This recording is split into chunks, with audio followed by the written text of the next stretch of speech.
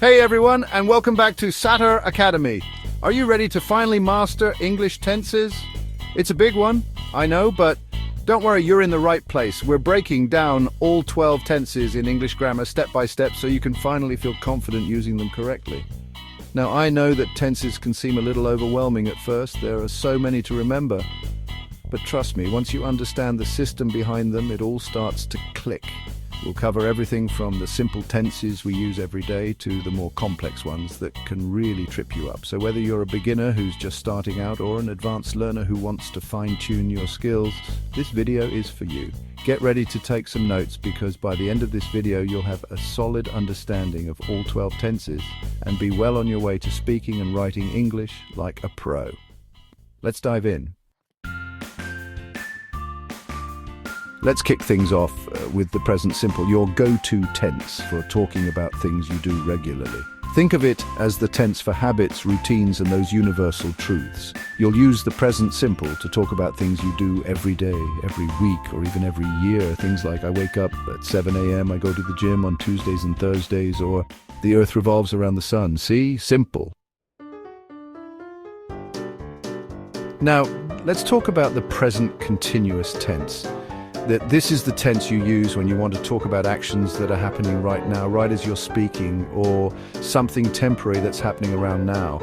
You know, like I'm making this video for you, the sun is shining, or my friend is learning to play the guitar. Got it? It's all about what's going on at this very moment.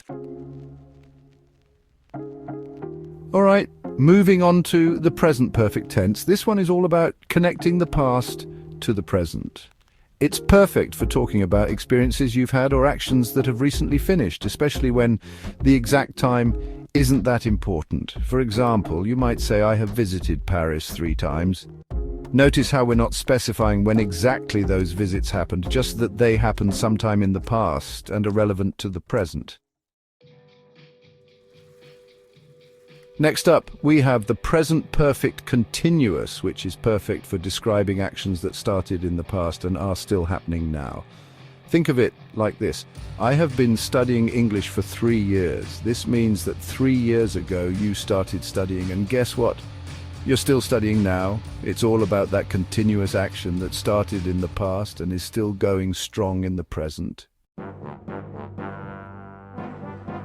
Time to travel back in time with the past simple tense. This one's all about completed actions in the past. It's your go-to tense for telling stories, recounting events, and talking about things that happened and finished at a specific time in the past. For example, you might say, I ate pizza for dinner last night. See? Simple, right? We know exactly when you ate that pizza last night. Now let's paint a picture of the past with the past continuous tense. This tense is used to talk about actions that were in progress at a specific time in the past. It's like you're taking a snapshot of a moment in the past and describing what was happening. You might say, I was watching a movie when you called.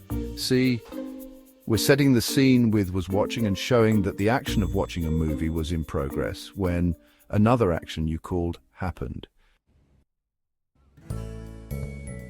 Get ready to go one step further back in time with the past perfect tense. This tense is used to talk about an action that happened before another action in the past. Think of it as the past before the past tense. For example, you might say, I had already finished my homework before I went to the party. See how had finished happened before I went to the party? Next up, we have the past perfect continuous tense, which is similar to the past perfect, but with a focus on the duration of an action leading up to another action in the past. For example, you might say, I had been waiting for an hour before the bus finally arrived. See how we're emphasizing how long the action of waiting was happening before the bus arrived? Now, let's shift gears and talk about the future, starting with the future simple tense. This is your go-to tense for making predictions, stating plans, and talking about things that will happen in the future. It's as simple as adding will before the base form of the verb. For example, you might say, I will go to the beach tomorrow. Let's talk about the future continuous tense. Use this tense when you want to talk about an action that will be in progress at a specific point in the future. For example, you might say, this time tomorrow, I will be flying to Hawaii.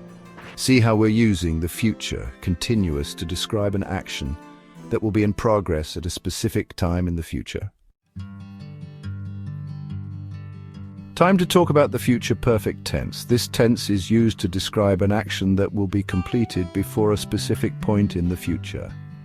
For example, you might say, I will have finished this project by Friday. See how we're using the future perfect to show that the action of finishing the project will be completed before a specific time in the future, which is Friday.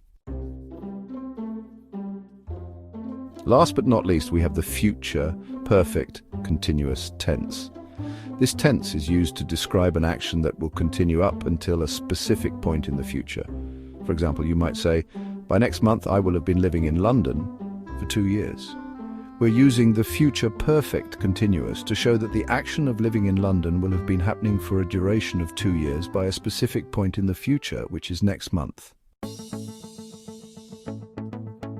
That's it. We've covered all 12 tenses in English. How are you feeling? Remember, practice makes perfect. The more you use these tenses in your speaking and writing, the more confident you'll become. Don't be afraid to experiment with different tenses and see how they work in different contexts. Remember, the best way to learn a language is to actually use it. So go out there and start speaking and writing with confidence.